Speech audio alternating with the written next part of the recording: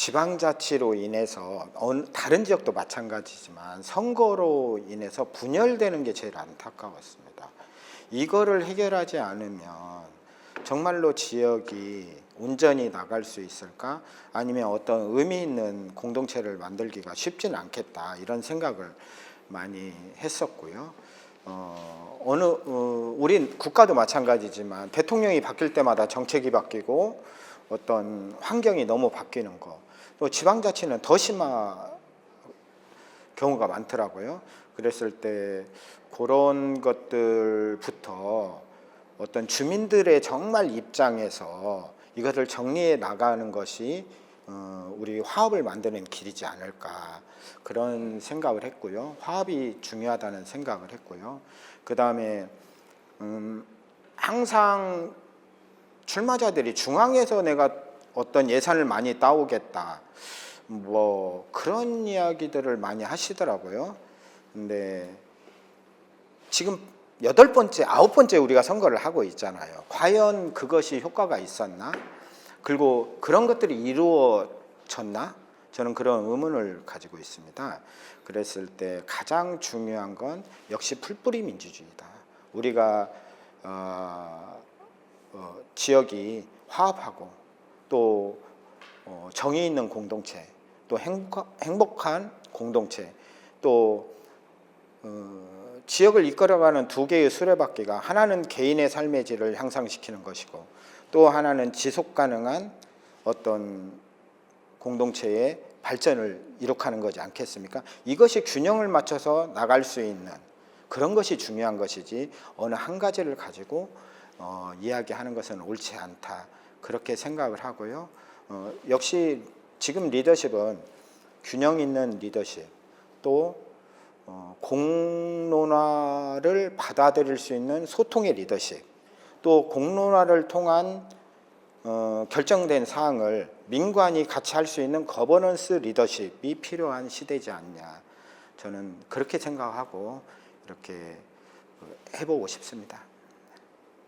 장성형 기본소득은 지금 이제 신안 같은 경우가 국가에서 하는 기본소득 334 이렇게 비율해서 한 달에 15만 원씩 지급받는 신안과 곡성이, 그런 것에 이제 신안 자체적으로 햇빛연금 이런 걸 통해서 5만 원씩을 더 지원해서 한 달에 20만 원씩, 4인 가족 기준 한 달에 80만 원씩 이렇게 기본소득을 지급받는 거지 않습니까? 제가 이제 목표로 하는 것은 4년 임기 안에 일단 우리가 국가 단위에서 지급받을 수 있는 15만 원을 일단 제가 꼭 이렇게 확보하고 싶고요. 그 다음에 그 신안처럼 더불어서 우리가 좀 장점으로 내세울 수 있는 게, 우리도 이제 햇빛연금, 또 이제 장성만의 저는 이제 산소연금이라고 이렇게 이름을 지었습니다. 우리가 충령산이 전국에서 이렇게 공기가 제일 피톤치드나 그 O2 이런 것이 제일 공기가 좋은 걸로 선정이 돼 있습니다. 그래서 그런 거를 활용한 이렇게 기본소득을 이렇게 구상하고 있고요. 그렇게 해서 장성형 기본소득을 더해서 신안처럼 최소 20만 원 정도 우리 국민들이 기본소득을 받을 수 있도록 노력하겠습니다. 그리고 전남 광주 행정통합에서 저희 장성 같은 경우는 이제 광주 인근이지 않습니까? 그래서 제가 이제 도연을 활동을 할 때도 우리 남해안 쪽에 있는 시군들이 장흥, 뭐 강진, 뭐 고흥 뭐 이런 데가 제일 큰 문제가 뭐냐면 광주에서 퇴직을 하셔서도 거기까지 와서 사시기가 굉장히 힘듭니다. 거리가 너무 멀어서. 그런데 이제 우리 장성, 담양 이런 데는 광주 인근이기 때문에 흡수하기가 용이합니다. 그랬을 때 이제 위기이자 또 기회일 수 있다는 거죠. 왜 그러냐면 요즘은 60대 그 실버 세대가 소비력이 있기 때문에 지역 경제에도 도움이 된다고 하더라고요. 그랬을 때 이제 그런 것을 어떻게 활용하느냐가 이제 숙제일 것 같은데요. 저는 이제 일단은 광주가 어떤 전략이 AI 또는 뭐 반도체 이런 것들을 하려고 했을 때 우리 지역이 지금 현재 최대 난제가 사실은 그린벨트입니다. 진원 남면에 폭넓게 있는 그린벨트. 이런 것들이 통합이 됐을 때 그린벨트 인허가권에 상당히 그 융통성이 생기는 걸로 알고 있습니다. 그랬을 때 우리 그 진원 남면이나 이런데 지금도 일반 산단이 30만 평 정도 예정이 돼 있는데요. 이런 것들을 좀 더 확대하고 또 그렇게 해서 그런 광주하고 좀 시너지를 낼 수 있는 그런 산업 구조를 가져가는 것이 맞다라고 생각을 하고요.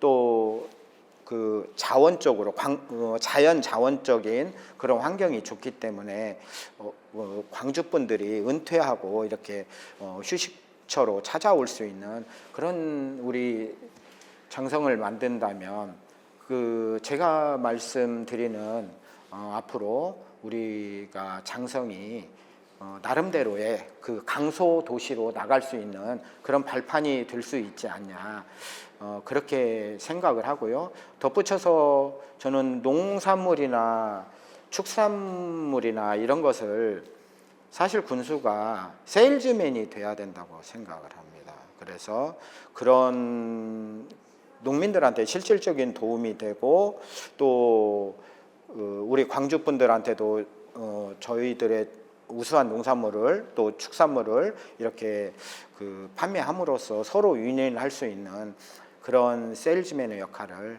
충실히 해보겠습니다. 이제 아쉬운 점이 일단은 지금 잘 풀리지 않는 것들 중에서 이렇게 좀 찾아야 될 것 같아요. 예를 들어서 뭐 데이터 센터 내지는 또 그 음식의 먹거리를 만든다고 했다가 이제 지금 표류하고 있는 거 뭐 백양사 그런 사찰 음식 뭐 그런 부분들 있는 것 같은데 이제 그런 것들이 이제 제가 봤을 때는 아까도 말씀드렸지만 저는 이제 우리가 수학 문제를 풀어요. 막 수학 문제를 풉니다. 근데 대부분은 어디서 틀리냐면요. 더하기 빼기를 잘못해요. 그래가지고 틀리는 경우가 많습니다. 아무것도 아닌데. 근데 행정도 그런 면이 있더라고요. 좀 섬세하게 하면서도 이 마지막까지 정리를 잘 해야 되는데 던져만 놓고 이것이 유의미한 결과를 내지 않는다면 예산 낭비가 되지 않겠습니까? 그런 면에서 봤을 때 저는 근데 이런 것들을 줄일 수 있는 방법이 뭐냐? 저는 공개 행정이고 공론화라고 봅니다. 주민들이 알고 여러 사람의 집단지성이 틀릴 확률은 줄어들거든요. 그랬을 때 중요한 일은 주민들과 상의해야 되고 또 주민들이 상의하는데 어려움이 있다면 중립적인 전문가들을 동참시켜서 주민들이 선택하고 사고할 수 있게 저는 환경을 만들어 드려야 된다고 생각을 합니다. 이런 과정들이 저는 좀 아쉽게 생각을 하고요. 군정 전체적으로 어떤 특정 항목을 제가 말씀드리는 게 아니라 그런 부분이 저는 좀 아쉬웠다고 생각을 하고요. 그다음에 지금이라도 저는 그렇습니다. 불쑥불쑥 어떤 정책들을 이렇게 발표하고 또 슬그머니 없애고 이러는 게 아니라 좀 더 계획성을 가지고 해야 된다. 예를 들자면 우리가 뭐 도에서 지방도를 관리할 때 5개년 계획이 있고 국가에서 도로를 관리할 때도 계획이 있습니다. 그러면 우리 마을길 같은 경우도 우리 군에서 계획을 세울 수 있습니다. 가로등도 마찬가지고요. 그러면 우리 주민들이 예측 가능하거든요. 우리가 올해 참으면 내년에는 우리 마을길이 좀 넓어지겠다. 아니면 한 3, 4년 기다리면 우리 마을길이 이렇게 넓어질 거야. 그런데 그때 이런 것들이 진행이 된다고 하면 주민들 입장에서는 저기는 누구랑 친하니까 저렇게 해줘. 우리 마을은 소외받고 있어. 이런 생각이 들 수 있거든요. 그래서 미래 계획 또 공개, 행정 공개 이런 것을 통해서 좀 불신을 없애고 서로 믿고 이렇게 협력할 수 있는 그런 분위기를 만들었으면 하는 바람입니다. 예. 대표님 주체. 네. 정책 대안요. 그 이제 지금 우리 중요한 것 중에 하나가 저는 전임 군수가 옐로우시티 장성이라고 해가지고 많이 했어요. 그 전임 군수님은 사실 저희가 강진에 지금 청년 교육 이걸 뺏겼거든요. 근데 그 전에 우리 군수님은 또 우리가 청년 교육을 거의 전국에서 박수량 백비부터 해가지고 많이 받으러 왔습니다. 근데 그런 것들이 이렇게 군수님이 바뀌면서부터 사라지고 또 사라지고 지금은 이제 성장 장성이라는 브랜드로 이렇게 하고 있습니다. 그랬을 때 어느 한 장성군을 한 가지 말로 표현하는 것은 저는 어렵다고 봅니다. 문부려 장성, 예를 들자면 옐로우시티 장성, 청렴 장성 몇 가지 수식어가 붙을 수 있습니다. 이런 것들을 굳이 어디를 배제하고 어디를 의도적으로 높이려고 하는 그런 것이 아니라 이것을 만들기에는 그만한 시간과 예산이 들어갔지 않겠습니까? 이런 것을 좀 선택과 집중을 하더라도 유지를 하고 또 나만의 브랜드 또 앞으로 미래지향적인 브랜드를 또 새로 만들어서 기존의 것과 잘 어울리고 또 통합을 하면서 그렇게 하는 큰 포용하는 그런 정책을 저는 일단은 중요하다고 생각하고 그렇게 하고 싶습니다. 저는 제가 제일 강조하고 싶은 게 사실은 소통 부분입니다. 제가 왜 그걸 강조하고 싶냐면요. 아까 말씀드렸듯이 제가 일반 시민으로 살아가면서 행정이 정말 우리한테 관심이 있을까? 제가 그런 걸 많이 느꼈었거든요. 그냥 그 사람들끼리 상의하고 그 사람들끼리 결정하는 것에 대해서 불편해지더라고요. 그래서 저는 그러지 않아야 되는데 그러면 안 되는데 생각 때문에 지금 여기까지 온 겁니다. 큰 두 가지 원칙은 있습니다. 중요한 일은 공론화를 거치고 또 민관이 협력해야 된다. 근데 그 사이에 이것들을 잘 이루어지게 하는 것이 소통이라고 생각을 합니다. 그랬을 때 저는 우리 장성군에도 천여 명의 공무원들이 정말 자기 분야에서는 어느 시군에 뒤지지 않는 전문성과 능력을 가지고 있다고 생각을 합니다. 그분들이 해야 될 방향 또는 그 리더십이 무엇냐에 따라서 어떻게 활용하느냐에 따라서 리더십에 따라서 능력이 발휘되고 못 발휘되고 할 수 있다고 생각을 합니다. 그래서 저는 국민들과의 소통 또 우리 공직자분들과의 소통 이런 거에 제가 최고 강점이 있고 제가 하고 싶어 욕망이 있습니다. 그래서 그렇게 하고 싶고요.